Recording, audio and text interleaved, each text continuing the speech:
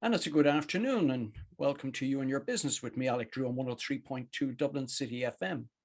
Each week, I invite an expert from the world of business to share their knowledge, insights, and tips to help you with your business challenges. If there's a topic you would like covered, or if you feel you can make a contribution, please email me at yourbusiness@dublincityfm.ie, and perhaps we'll be having a chat here one day soon. My guest today runs a sales consultancy business called Actonsales. She works with SMEs on their sales processes, their operational sales, and also sales training. And she previously worked in corporate sales and marketing for 15 years in the UK and Ireland. I'm delighted to welcome Eva Acton to the You and Your Business studio. Hi, Eva. Hi, Alec. How are you? Fantastic. I'm great. Thank you very much. And we have a lot to talk about because we were kind of having a look at how your life has moved on. And my goodness, you're a busy person. So let's take you back to school, the last year in school. Were you the sort of person who wanted to get straight into the workforce? Did you want to travel, or had you got your mind on more academic things? I think I probably had my mind on more academic things, Alec. All right. When I was in school, all I really wanted to do was primary school teaching. Right. I think it's one of those things that a lot of young girls and boys think because they have seen it in operation, and yeah, so I was busy practicing my musical piece, practicing my oral Irish, and trying to get the grades at the time. So unfortunately, I didn't get primary school All right. teaching. Well, I don't know if it's unfortunate, really. Maybe I would have been, I think I was probably better off. Maybe the students were better off. So I ended up going into science, which was kind of my second love, really. Sure. And I did science in UCG. It'll always be UCG to me, but in UIG now in Galway. Mhm. I did science there 4 years, did an honours degree in microbiology, the bugs and bottles. And yeah, I finished there in 1989. Fantastic. My goodness me. Like, it's gas to think that you wanted to go into education and helping people that way. You've ended up, when we do a full 360, and we'll fill in all the blanks for our audience in between, that's where you've ended up. Very, very true. Yeah, yeah. It is ironic. It only took about 30 years. Yeah, you kind of did a circuitous route to get there. All right, so you found your bugs in a bottle, then, so you're going to do a degree in that. Um, how did that work out for you? Yeah, it's brilliant. I mean, we had, UCG back in the 80s, the late 80s was great fun. Met my friends for life there. So yeah, I did. The final year was a very unusual research project down in the bowels of the university. But anyway, however I managed it, I got a first class honor. So I guess I made a decent attempt at it. So but there weren't any jobs to be had back then in Ireland. So you'd apply for all the companies, but the Irish companies wouldn't even respond. They wouldn't even acknowledge your application. That's a poor show, yeah. Yeah, it was very bad. So I applied. I actually got a job in a place called Dartford in Kent in England. And it was what was then known as the Wellcome Foundation. It was very reputable then, and still is, but it's no longer known as Wellcome. But it was in the diagnostic side.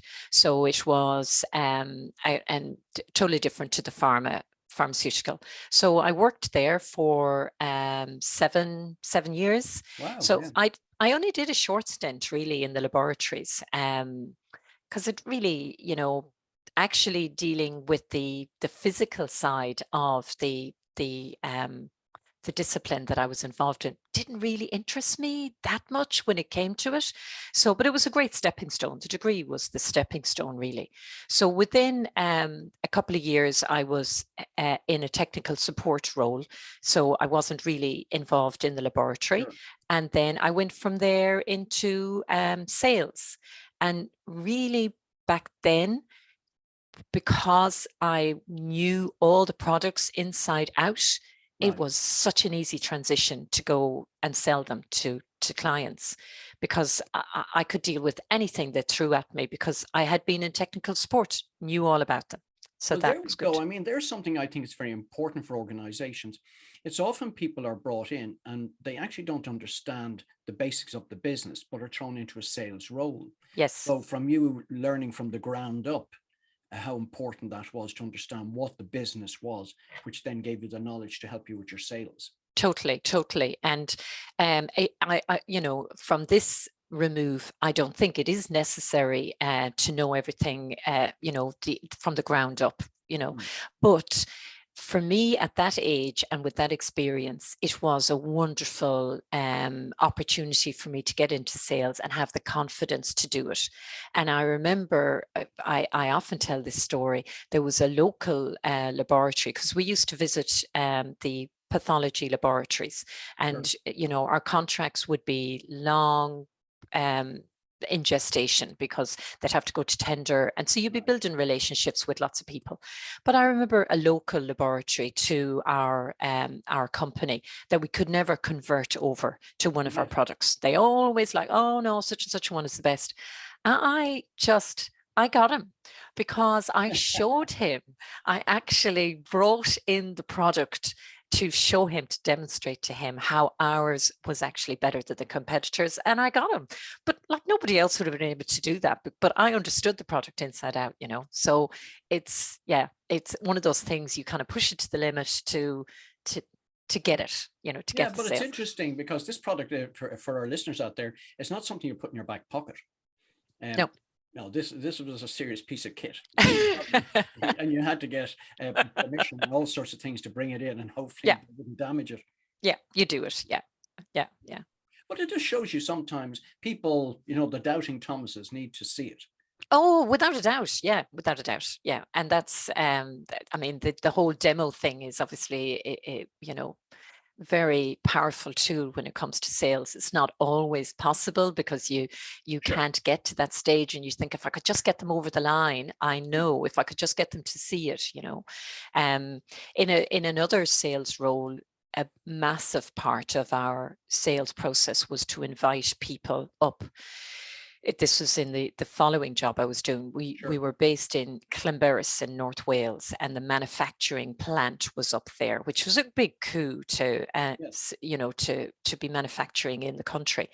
So we used to invite all the decision makers up, and you couldn't really take a train and go home the same day. So Right. we would have them as a captive audience for 2 days. Oh, we used to Blind have them with fun. alcohol and good entertainment. Yeah. We used to have a lot of fun, but it's a fantastic sales opportunity, you know, yeah, and a relationship opportunity, you know, to really get to know them and for them to get to know you. Yeah. Yeah, it's interesting that people tend not to understand the importance of networking and building that relationship, because people buy from those that they know, like, and trust. Absolutely, absolutely. And that's, you know, that is a main feature of sales. It's like, it's turning up, it's being there, it's turning up, it's being consistent, and then they gotta kind of like you Mm. know. Yeah. If they like you and you do those things, you have a very good chance of converting. And I think also, in terms of what you're talking about with the large ticket items, it's very, very important from the perspective of actually understanding what that delivers and the impact it's likely to have on the client going forward. And that's Yeah. whereas, these small off sales things, people don't spend the time to understand the impact it has. No, no. And like, really knowing your client, and what their potential problems are. Sure. We know this. Like, a recent client I was working with, they do 3D virtual walkthrough tours, All right. you know. So very useful for hotels, Yes. particularly perhaps wedding hotels. Yes. And so we were quite successful. He was quite successful with them before COVID, because they could see the value. Hmm. Because a bride will come in, or whatever, and they can see it and look, pass around, but visit the hotel in their own time.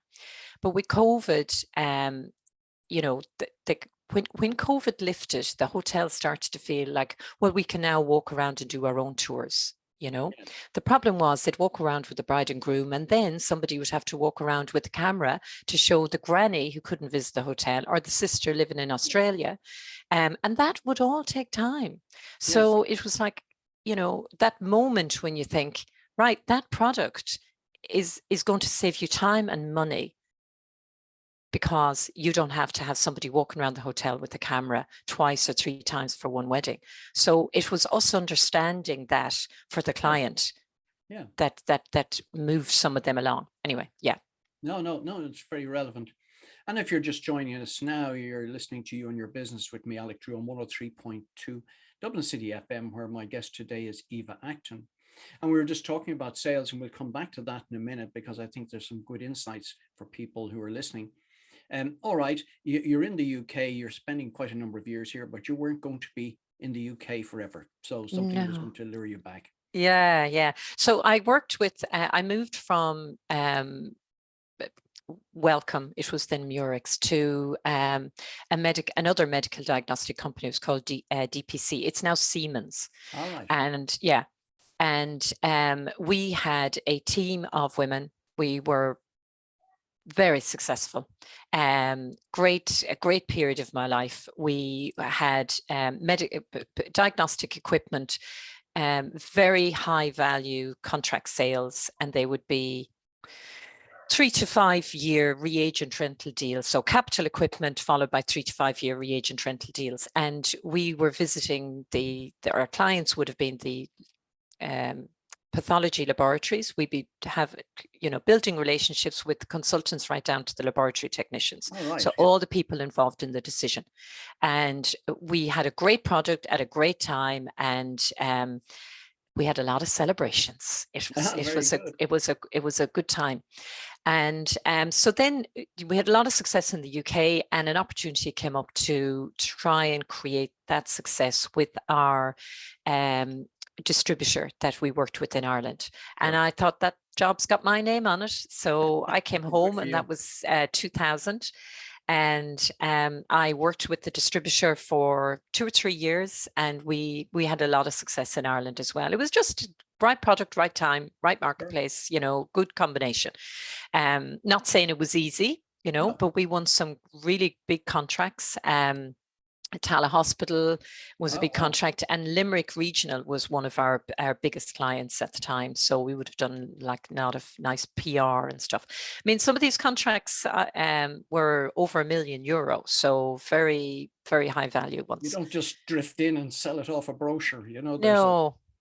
But if we just look at that just for a moment, and we won't spend an inordinate amount of time, but it's about building relationships with people.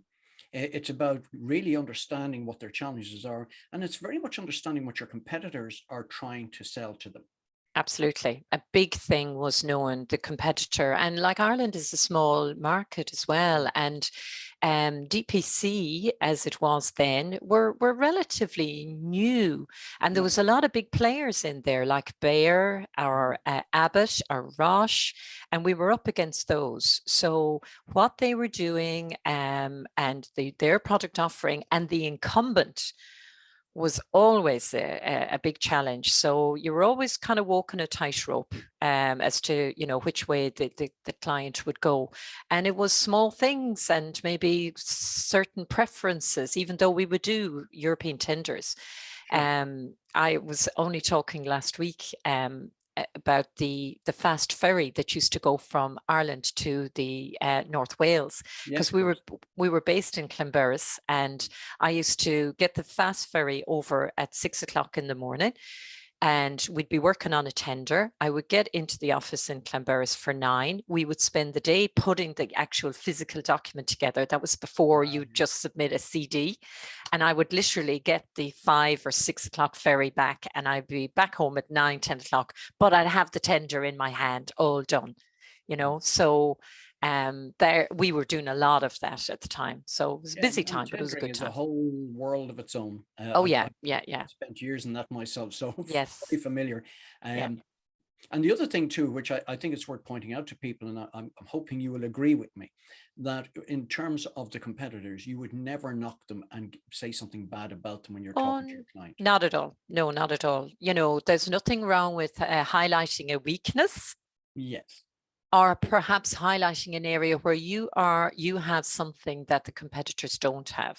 But you never do that, because you don't want to burn bridges for, and Ireland is small, England is small, you know, when it Yes, of comes course. to the marketplaces small that we operate in. So no, yeah, that goes without saying. Yeah. All right. So you're back in Ireland, um, but there's other things calling you. Yeah, so like when after 2 years, I was then in sales management. So I was looking after the UK or looking after Ireland as a sales manager, and looking after Scotland and the northwest of England, which incorporated Manchester, which is a whole Yeah. territory all on its own. And so I was traveling a lot. I was at Dublin Airport at least 2 or 3 times a week, and personal life was suffering because you couldn't really take up an interest. You couldn't do anything. I was home in Ireland, but I was still traveling all the time. So Right. I just thought, you know what, it's time to make a change. So I said my goodbyes, and I actually worked for 1 year with United Drug. So it was All my right. first foray into pharma. And it was there the time that they were transitioning from Tala, where they'd been for like 20, 30 years, I think, up to City West, Magna Park, where they are now. So it was fairly tumultuous time, to be honest. There was a lot of changes, a lot of things happening. Didn't really suit me. I left after a year. I met some good friends, good contacts there as well. And so I decided to take a break altogether. All right. And And that's yeah. okay. And that's interesting because really what we're looking at here is, and again, there's nothing negative about this, that you're moving from a culture of one organization into the culture of another one. And I don't think people realize the importance of culture within organizations. Yeah, it's not even organizations, Alec, it's a whole industry. Right. You know, I could have worked as a pharma sales rep, ironically, but it would never have suited me because I was too mature at Hmm. that stage in the sales sphere. And I never wanted to work to a script. Sure. So yeah, and pharma sales, it's very critical what you say Yes, of in course. that doctor surgery or whatever. So that was never going to be me. So I worked as an account manager, and I just found the culture, the attitudes somehow were quite, they didn't suit me. They didn't I suit you, think and I'd that's had fine. too much. I think I'd had too much uh, of my own way, Yeah, but also or you know too your much own mind. decision making myself to have been. Corralled like that. Yeah, yeah. Well, Let's put it I like mean, that. Yeah, at least you recognize it. A lot of people find themselves, as I think it was, who was said, Oscar Wilde or somebody was saying, like living lives of quiet desperation, you know, that they hang in there yeah, hoping it's going to get better and it never yeah, does. yeah, yeah. But anyway, No, you've decided to get out. And also, I'm sure all that traveling takes you very close to burnout, you know, when you're backwards and yeah, forwards. yeah, It's yeah, not, yeah, you can't yeah. do it for a long time. So the next phase was my brother-in-law had started a flower shop, All right. and That I can see the connection. Not there, you know. I know it's mad stuff, really. I was at a loose end having free time, and I said, "Oh, I'll help out. I'll do this. I'll do that. You know, just for a bit of expo, you know, something different." Something And different. Yeah. I met a Dutch florist, and I was kind of blown away. No. And I realized that I had done leadership training courses and stuff like that, and had started to realize that my creative side had been completely stilted for all these years. And actually, I was really quite creative. Yeah. So I started to explore that side, and I, excuse me, I went to Holland and I trained as a Dutch. I did a diploma in Dutch floral design, Wow. and I was working like freelance for a while, and then the bloom, the inaugural bloom was on in Bloom in the Park, as they know it Sure. now, Yeah. in 2007, and I decided that was I was going to go into it completely. Like I didn't have a clue what I was doing, really. Sure. But I had done exhibitions before, you know. Yes, of Anyway, course. I decided to do it, and I only get a silver medal, don't I, for my floral designs, you know. I'm sure that was welcome from a lot of those who stalwarts of the business who Yeah. would have seen a blow in get that. Um, it well, was was weird. Yeah. Yeah, we'll explore that in just a second. And if you're just joining us now, you're listening to You and Your Business with me, Alec Drew, on 103.2 Dublin City FM, where my studio guest today is Eva Acton. Okay, so from the world of pharmaceuticals and high-tech equipment to floral arrangements, I just don't see the connection. But anyway, you're there. So this is obviously some sort of therapy, but also you're posed with the challenge of retail, which is not something that you've really been exposed to No. in the past. Yeah, so I decided to open a flower shop, and I opened it in September 2008. Oh, Yes, perfect we all timing. remember September 2008. It was Yes, such we a do. good time for Ireland and a country. Yeah. So it was a very scary time. Like the bottom literally fell out of the market. And here I was with a luxury, what some would consider to be a luxury shop. So it really took all my reserves to do that. Actually, it Apologies. was probably a good discipline for you, because if you can survive a recession, you can certainly survive the good times. Yeah, well, I think the experience I'd had in previous to that, it was what got me through. So I used Sure. every skill that I knew, and everything that I could do to keep it on the road. And we did. I won't go into all the different strategies, but it was just start small and just always try and build slowly and slowly and slowly, and build a good reputation. And I didn't hire until I had part-timers, but I didn't hire until Right. well into year 2, I think. Right. Okay. Yes. So, but thankfully built it. We got a lot of corporate work, a lot of hotel work, and we got some 5-star hotels. And Wow. Yeah. I had a turnover of nearly 500,000 at its peak. Fantastic. Okay. We were employing up to 5 people, and yeah, it was great. It was challenging, but yeah, it was fantastic experience. Fantastic experience.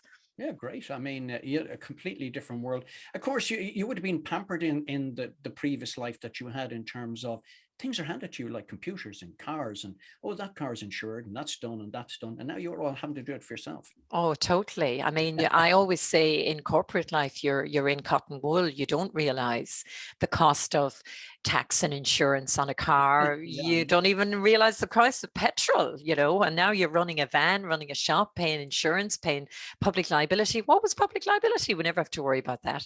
Yeah, that's So yeah, it is an eye opener, but like great character building, I'll tell you. that's it. That's Yeah, it. That's yeah, what you yeah. do. So you're going to spend some time in that, and I'm just conscious of the time of the show, because we want to move on to where you are today and talk about Yes, that.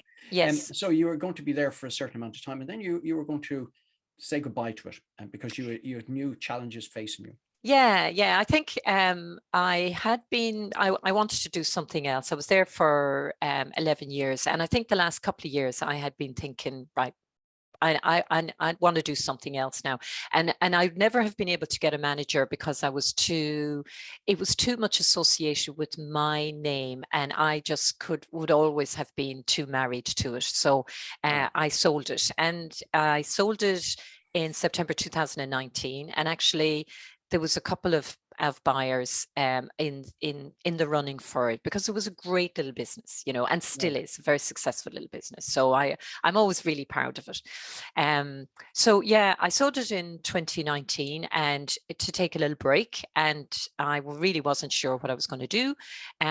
So I started working with a fantastic coach, Marion Corcoran. She's just brilliant.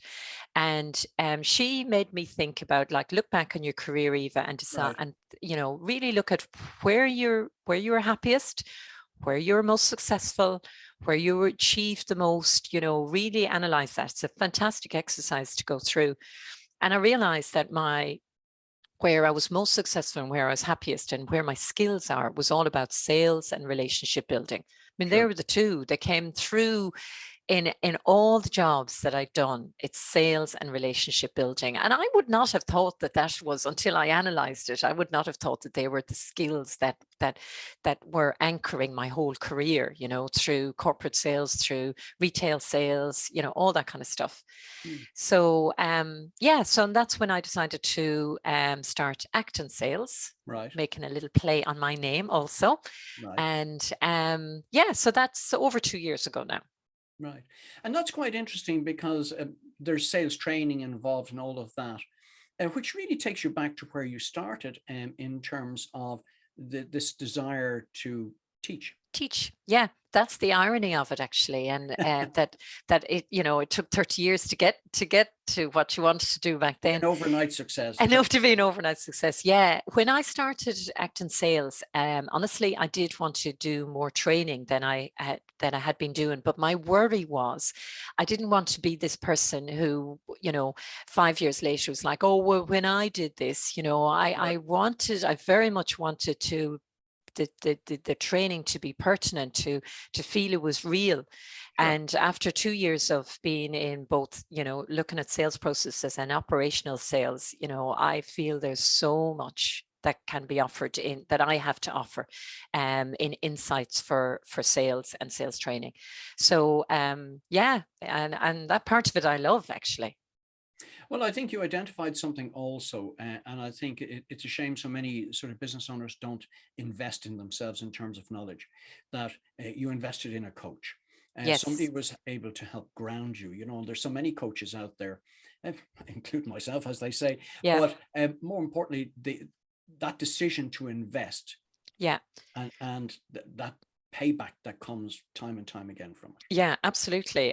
You know, I have to say that coaching that I took into, and I still meet Marion, was very valuable. But I have another friend of mine who I consider to be a mentor, and that goes back 10, 15 years. Yes. And they're the person that pushes you when you start to procrastinate, will reassure you when you are thinking, I'm not sure, don't know if I'll do this.